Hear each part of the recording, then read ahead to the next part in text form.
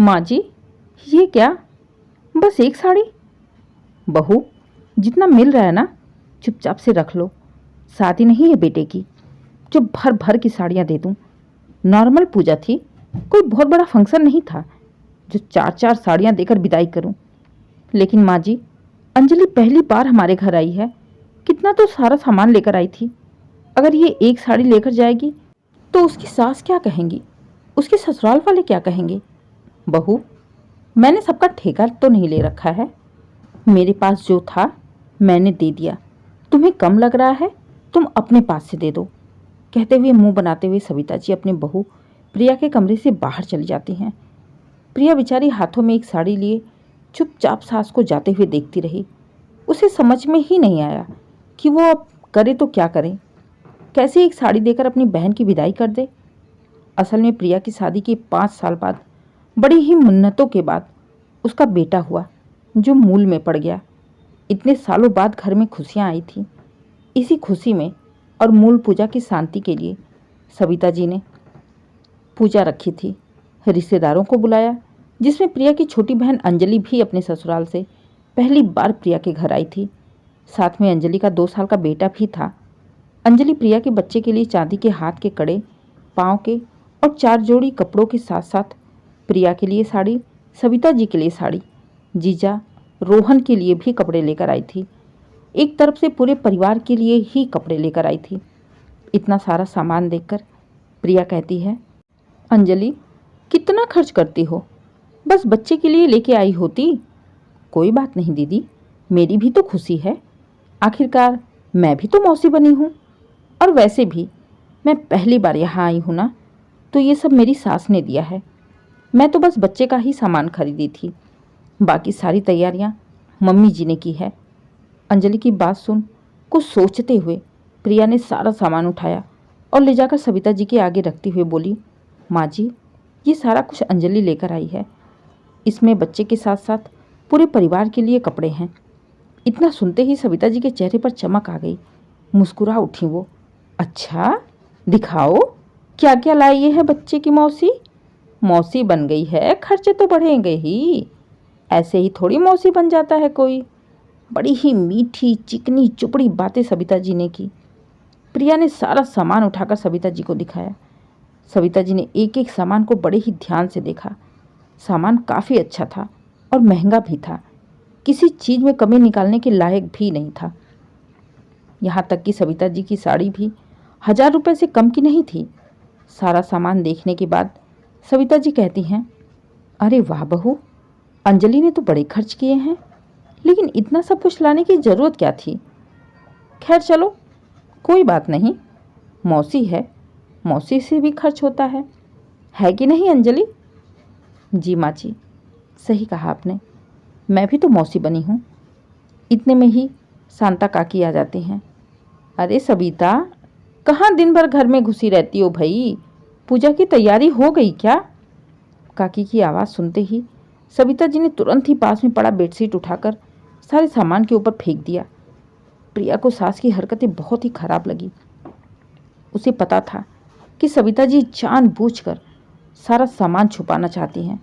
वो काकी को दिखाना नहीं चाहती कि कहीं काकी प्रिया के मायके की बड़ाई ना करने लगे, जो कि सविता जी को बिल्कुल बर्दाश्त नहीं थी। लेकिन प्रिया ने भी जैसे ही काकी आकर बैठी, वो तुरंत ही बेडशीट को हटाते हुए बोली, काकी जी देखिए, ये सारा सामान मेरी बहन लेके आई है। चादर हटते ही प्रिया के इतना बोलते ही सविता जी गुस्से में प्रिया को घूरने लगी, लेकिन प्रिया ने सविता जी को पूरी तरह से इग्नोर कर दिया। बहू, तुम्हारी बहन ने तो बहुत खर्च किए हैं, अच्छे खासे पैसे लग गए होंगे इसके भी तो। देख लेना, अब तुम्हारी बारी है, बड़ी बहन हो तुम। जी काकी जी, बिल्कुल, मुस्कुराते हुए बोल पड़ी प्रिया।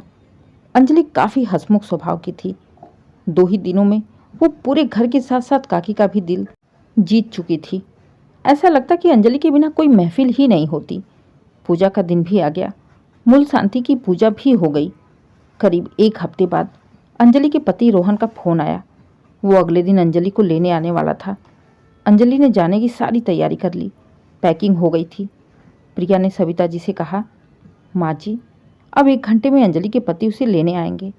तो अंजलि की विदाई दे दीजिए। हाँ हाँ बहू, क्यों नहीं, मैं तो कब की उसकी साड़ी निकाल के रखी हूँ। तुम रुको, मैं अभी लेके आती हूँ। कहते हुए सविता जी अपने कमरे में गई और थोड़ी देर बाद एक साड़ी और उस पर 100 रुपये करके प्रिया के हाथों में पकड़ा देती हैं। प्रिया हैरानी से लगातार सविता जी का मुंह देखे जा रही थी। बहू, अब खड़े खड़े मुंह क्या देख रही हो? जाओ, जाकर साड़ी दे दो अपनी बहन को। लेकिन माँ जी, एक साड़ी और 100 रुपया? हाँ तो और क्या, 4-4 साड़ियाँ कहाँ से लाऊंगी? खजाना दे दूं क्या? विदाई तो ऐसे ही होती है ना। माँ जी, विदाई कैसे ही होती है ये तो मुझे नहीं पता, लेकिन वो पहली बार मेरे घर आई है, कितना कुछ लेकर आई थी, और आप उसे बस एक साड़ी देंगी, ऊपर से उसके बेटे को उसे भी कुछ नहीं। देखो बहू, इससे पहले इतने खर्चे हो गए हैं पूजा पाठ में, अब तुम और नाटक मत करो। अगर तुम्हारे पास हैं तो दे दो, मेरे पास नहीं है। भाई मुझे सबको देखना है, किसी एक को थोड़ी देखना तुम्हारी तरह। तुम्हें तो बस अपनी बहन की पड़ी है, मुझे तो पूरे रिश्तेदारों की पड़ी है ना। कहते हुए सविता जी वहाँ से चलती बनी। बेचारी प्रिया कभी साड़ी को देखती, कभी उस पर पड़े 100 रुपये को देखती, तो कभी जाते हुए सविता जी को। उसे समझ में ही नहीं आ रहा था कि वो कौन सा मुंह लेकर अपनी बहन के पास जाए, उसे साड़ी दे और हाथ में 100 रुपये पकड़ा दे। सविता जी के ऊपर प्रिया को गुस्सा तो बहुत आ रहा था, लेकिन बेचारी कुछ कर ही नहीं सकती थी। पहले वो अंजलि को सही सलामत यहाँ से विदा करना चाहती थी, इसलिए धीरे से अपनी अलमारी में से 2 साड़ी और निकाल कर रखी। उसके ऊपर 500-500 रुपये रखी। बच्चे का कपड़ा तो नहीं हो पाया था, उसके लिए भी एक लिफाफे में 500 रुपये डाल दिया। ये सब प्रिया ने अपनी ओर से किया था। इधर काकी को जाने कैसे खबर लग गई कि अंजलि जाने वाली है। वो तुरंत भागते हुए अंजलि से मिलने आ गई। बहू, तुम्हारी बहन कहाँ है? अंजलि भाई बड़ी हंसमुख लड़की है, दिल जीत लिया इसने तो।